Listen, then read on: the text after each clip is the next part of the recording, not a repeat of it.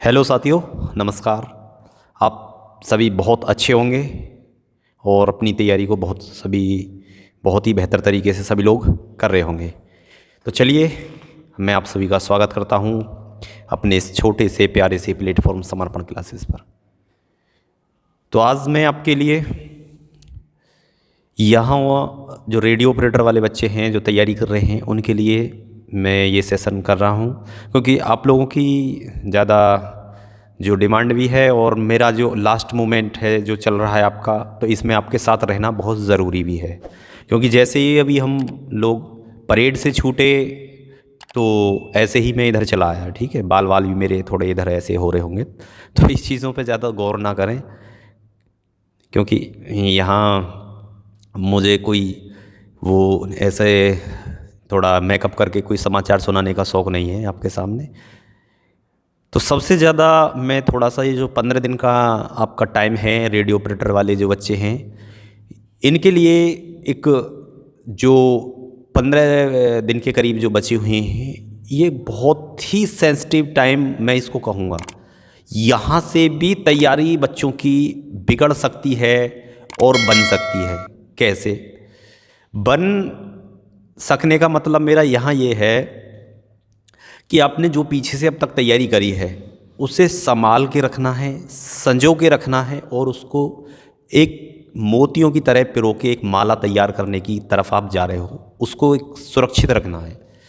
सबसे पहले पढ़ाने की बात से पहले जो सबसे इम्पोर्टेंट चीज़ है, मैं आपको पहले भी एक बता चुका हूँ कि अपनी सेहत का विशेष ध्यान रखें इस टाइम, क्योंकि मौसम बहुत सर्द है, इस टाइम सर्दी है, सर्द हवाएं चल रही हैं। यदि आपको यहाँ जरा सी भी दिक्कत आती है तो आपकी जो मेहनत है उसमें बहुत ज़्यादा उतार चढ़ाव आपको देखने को मिल जाएगा। चाहे आपने कितने भी 350 तक का स्कोर किया हो या 330 है जो भी है, यदि आपकी तबीयत में जरा सा भी उतार चढ़ाव आता है, ख़राब होती है, तो आपको बहुत ज़्यादा नुकसान हो जाएगा। अगर आप 300 से नीचे सेकंडों में आ जाओगे 2 दिन 3 दिन बीमार होते ही, ठीक है। तो ये वो मूवमेंट है। सबसे पहले तो आप अपने आप को सुरक्षित रखें, अपने आप में टोपा बिल्कुल जो सर पे लगाने का है और मफलर वगैरह है और कपड़े प्रॉपर पहने, चाहे एक एक्स्ट्रा पहनना पड़ जाए, मतलब ऐसा महसूस ना हो कि आपकी बॉडी में अकड़न हो रही है सर्दी की वजह से। क्योंकि जब कपड़ा हम कम पहनते हैं तो हमें लगती नहीं है कि ठंड हमें सता रही है, पड़ रही है, लेकिन हमारी बॉडी एक अकड़ जाती है, अकड़न सी महसूस करती है। तो उस चीज़ को संभल के आपको रखना है, सबसे पहली इम्पोर्टेंट सबसे ज़्यादा बात। दूसरी बात यह है कि हमारा जो एग्ज़ाम है बिल्कुल नज़दीक है और हमें इस समय अब क्या करना चाहिए। देखो, करने की बात सबसे जो महत्वपूर्ण है ये है कि आप इस टाइम एक पर डे मॉक टेस्ट पीछे से लगा भी रहे होंगे और नहीं लगा रहे तो इन 10-15 दिन बचे तो इनमें कम से कम 10 मॉक टेस्ट तो आप लगा लो, क्योंकि अब जो टाइम आने वाला है आपका 2-4 दिन के बाद आपकी पढ़ाई जो है डिस्टर्ब होना स्टार्ट हो जाएगी। क्यों हो जाएगी? क्योंकि आपको बार बार एडमिट कार्ड तो नहीं आ रहे, एडमिट कार्ड कब से आएंगे, ठीक है। तो उस पर डिस्टर्बेंस बन जाता है, पेपर कैसा जाएगा, पेपर यार इतने दिन से, तो सारी चीज़ें क्वेश्चन मन में उपजने लगते हैं। तो उस चीज़ को जो समाप्त करने का सबसे बढ़िया तरीका होता है वो होता है मॉक टेस्ट। आप मॉक टेस्ट लगा लोगे तो आपको ये चीज़ नहीं लगेगी कि आज मैं पढ़ा नहीं, क्योंकि आप इस स्टेज पर आप पहुंच गए हो अपनी तैयारी को लेके कि यदि आप किताबों की तरफ बैठने स्टार्ट करोगे तो आपको लगेगा यार मैं पढ़ना क्या है, मेरा सब कुछ तो हो गया यार, ये भी आता वो भी आता है, ठीक है। हाँ, मॉक टेस्ट के बाद जितना भी टाइम आपको मिल रहा है, ठीक है, जितने भी घंटे मिल रहे हैं 6 घंटे 8 घंटे, क्योंकि मॉक टेस्ट, ठीक है, आपका 2-2.5 घंटे में आपका समाप्त हो जाएगा, 1-1.5 घंटे में आप उसे एनालाइज कर लोगे, मान लो 2 घंटे में कर लोगे, तो उसके पास आपको जो भी 4-6 घंटे मिल रहे हैं उनको आप हिंदी पढ़ लें, जीएस पढ़ लें। यदि हिंदी आपकी कंप्लीट हो गई है, किसी टॉपिक में दिक्कत है तो उसे पढ़ लें, ठीक है।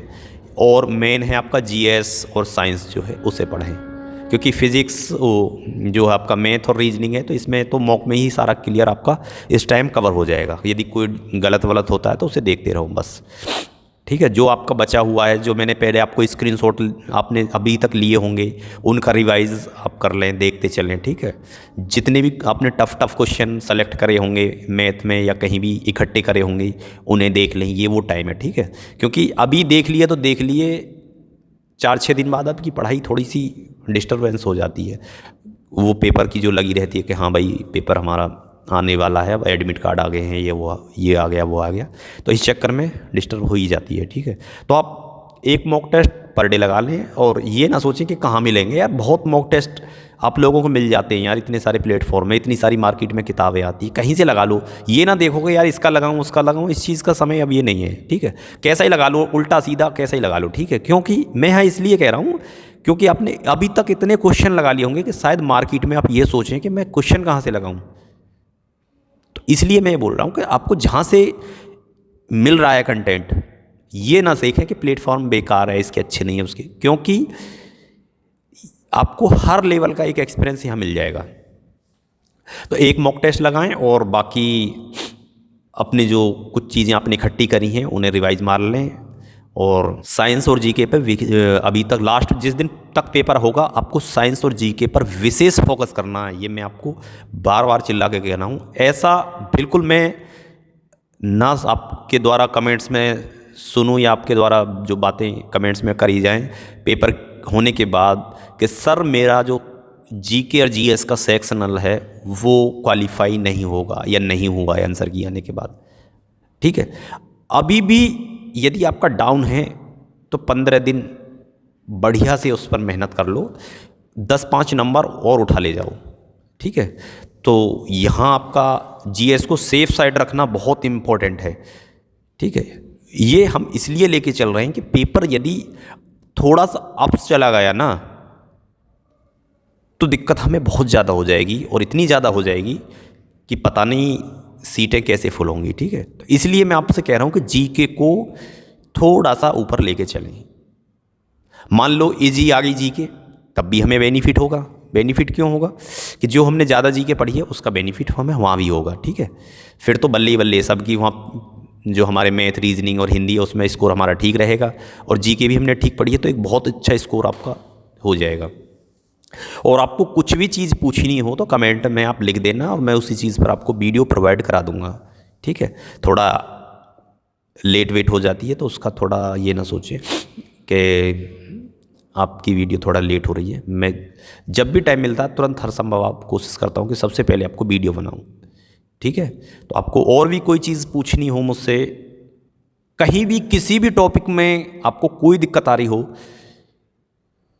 तो आप ये पूछ सकते हैं कि सर हमें इसमें से क्या पढ़ना है, क्या छोड़ना है, मतलब कुछ भी एनीवे क्योंकि हो जाता है किसी किसी टॉपिक में थोड़ा डाउट क्रिएट हो जाते हैं, तो वो चीज़ भी आप पूछ सकते हैं। लेकिन दरअसल इतना टाइम मेरे पास अभी नहीं है कि मैं आपको पढ़ा सकूं।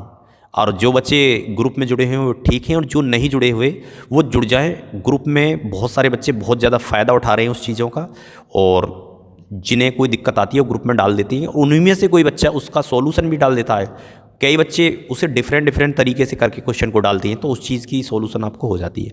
और शायद मुझे ऐसा भी कुछ लगता हो थोड़ा बहुत कि कुछ बच्चे डिस्टर्ब होते हों, तो आप उस चीज़ को नोटिफिकेशन को थोड़ा म्यूट कर दें, और जब कभी ग्रुप को खोलें तो मान लो आपने देखे 300 मैसेज है उसमें या 100-150 जो भी है, तो आप एक बार ऐसे कर दें स्लाइड को, तो उसमें आपको पता चल जाएगी कि इसमें थोड़ा कन्वर्सेशन हो रहा है या कुछ इंपॉर्टेंट चीज़ है, ठीक है। तो ये भी देख सकते हैं। बाकी यदि किसी ने क्वेश्चन डाला है तो मेरी कोशिश ये रहती है कि आप सभी लोग उस क्वेश्चन को ट्राई करें। यदि आपसे बन रहा है तो बहुत अच्छी बात है, और नहीं बन रहा तो उसे बनाएं, क्योंकि वो यदि किसी बच्चे की समस्या है तो उसमें कुछ ना कुछ तो दम है क्वेश्चन के अंदर। ऐसा नहीं है कि क्वेश्चन वो सड़क छाप है, बिल्कुल, ठीक है। तो चलिए खुश रहिए, मस्त रहिए। मेरा सभी को नमस्कार, जय Hind, bye bye, take care. अपना ध्यान जरूर रखना है, ये आपको मेरी एक विशेष आपके लिए एक अनुरोध है, एक सलाह है।